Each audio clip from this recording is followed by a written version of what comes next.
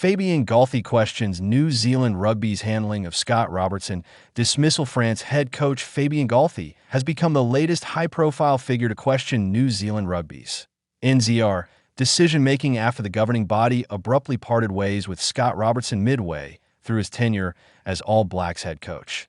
Robertson was dismissed last week, just 2 years into a 4-year contract, following a comprehensive internal review of New Zealand's 2025 international campaign.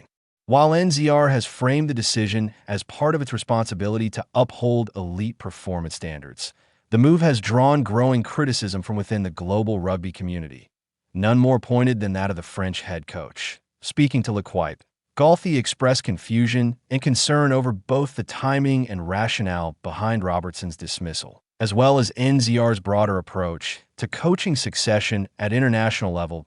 A shock exit that reverberated worldwide. Robertson's firing came as a major surprise, particularly given the long-term vision NZR had previously outlined when appointing him as successor to Ian Foster in 2023. Widely regarded as one of the most successful Super Rugby coaches of the professional era, Robertson had led the Crusaders to multiple titles and was seen as the natural architect of the All Blacks' next chapter. Yet despite those credentials, NZR opted to terminate his contract following a review process led by Chairman David Kirk, alongside former All Blacks hooker and NZR board member Kevin Mialamo and ex-high-performance manager Don Tricker. While the union has not publicly detailed the specific findings of the review, it was clear that the organization believed change was necessary, a stance that has sparked debate about patience, stability, and the pressures of coaching the most scrutinized team in world rugby. That Galthie's blunt verdict. Galthie did not attempt to hide his skepticism. New Zealand's national policy does not help its national team, he told L'Equipe. That's my point of view. Today, I don't know the reasons for Scott Robertson's departure. They make decisions and take responsibility for them. That's their problem. The French coach's comments strike at the heart of the issue, a perceived lack of coherence and continuity in NZR's approach to leadership at the top level. For Galthie, the decision to remove Robertson so early into his contract risks undermining long-term planning and player confidence. That a familiar story for Foster. Galthie's criticism extended beyond Robertson's dismissal, touching on the circumstances surrounding Ian Foster's succession, a moment the Frenchman witnessed firsthand. NZR announced in March 2023 that Robertson would take over as All Blacks head coach following the Rugby World Cup in France later that year, a decision that effectively ended Foster's tenure months before the tournament had even begun. Galthie recalled being present with Foster at the Shape of the Game Forum, a World Rugby event attended by international coaches, when the news broke. In the same way as when I was with Ian Foster at Shape of the Game in spring 2023, Galthie explained. All the coaches who were taking part in the World Cup were there. Around midday, I'm in a workshop. Someone comes to see him, shows him something, and he learns that Scott Robertson has been appointed in his place. At that point, Foster and his coaching team were already deep into preparations for the World Cup, a campaign that would ultimately prove far more successful than many had predicted. They had already started preparing for the World Cup, which was taking place a few months later, Galthie added.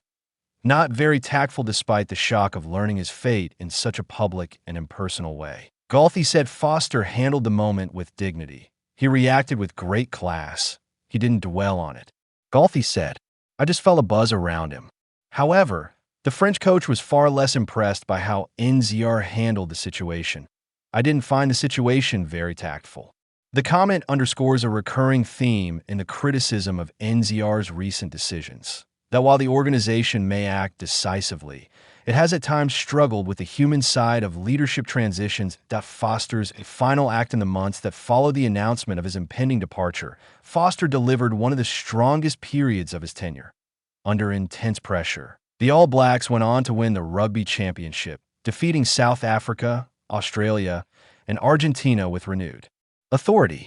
They then embarked on a compelling Rugby World Cup campaign, reaching the final in Paris. There, they fell agonizingly short against the Springboks, losing by a single point in a match widely regarded as one of the greatest World Cup finals in history. For many observers, That run raised serious questions about the timing of NZR's decision to announce Robertson's appointment so far in advance, and whether greater discretion might have benefited both coach and team. Robertson's brief and turbulent. Rayne Robertson officially took charge following the World Cup, inheriting a squad that had rediscovered belief and cohesion. Expectations were sky high, with fans anticipating an evolution of the All Blacks' attacking identity built on the foundations of Robertson's Crusader success. Instead, results over the 2024 and 2025 seasons proved inconsistent. While there were flashes of brilliance, performances lacked the sustained dominance traditionally associated with New Zealand rugby. That inconsistency ultimately prompted NZR's review and Robertson's dismissal. For Galthie, however, the decision appeared rushed. International coaching, he implied, requires patience and protection, particularly when a coach is tasked with implementing structural and cultural changes that a contrast in philosophy. As Galthie's comments also invite comparison between French and New Zealand rugby governance. Since taking charge of France in 2020, Galthie has benefited from long-term backing from the French Rugby Federation, FFR, allowing him to build continuity, experiment tactically, and develop squad depth ahead of the 2023 World Cup. That stability, he suggests, has been key to France's resurgence as a global powerhouse. In contrast, NZR's recent approach appears reactive, driven by immediate outcomes rather than sustained development. New Zealand's national policy does not help its national team, Galthie reiterated, a striking statement from a rival coach who will soon face the All Blacks on their own turf. The All Blacks under global scrutiny. The controversy surrounding Robertson's exit has not gone unnoticed beyond France. Former players, pundits, and coaches across the rugby world have weighed in, questioning whether NZR's intolerance for short-term adversity is compatible with modern international rugby.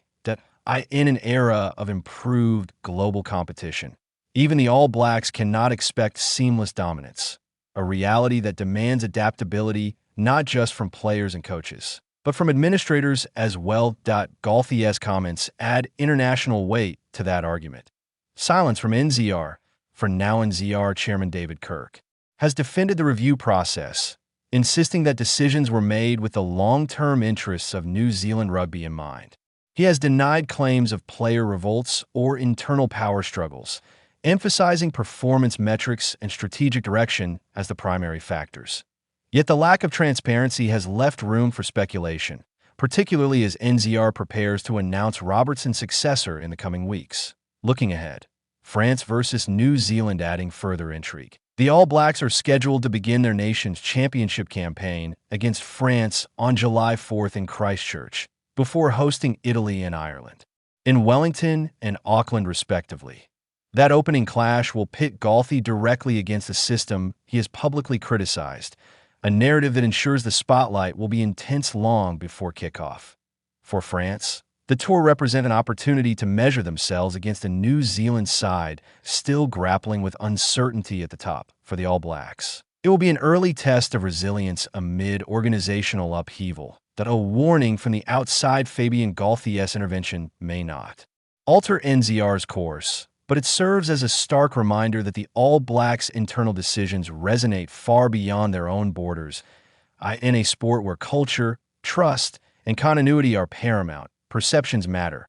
And right now, NZR's reputation for decisiveness is being weighed against accusations of impatience and insensitivity. Whether Robertson's dismissal ultimately proves justified will be judged in years to come, based on results, stability, and the success of a successor. But as Galthie's comments suggest, the cost of disruption is not always measured on the scoreboard alone.